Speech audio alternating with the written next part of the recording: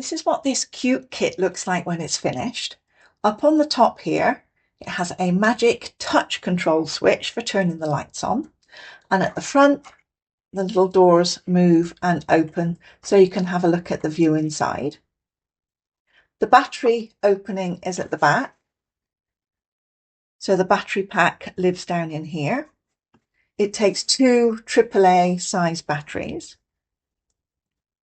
At the front, there's a cute light, and you have lights inside as well.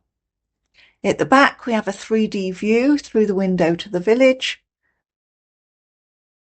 There's a slatted window on the side here. And we also have doors with the paper windows on the other side. Let's take more of a detailed look inside. As we look inside, here are some of the details.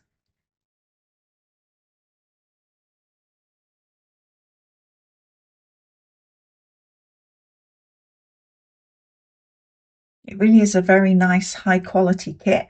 I enjoyed doing this one a lot because it's really not that fiddly. Everything comes pre-printed, so there's nothing much that you have to actually cut out and make or do for this kit. It fits together beautifully with a minimum amount of glue. And when it's finished, it just really does look beautiful. I highly recommend it.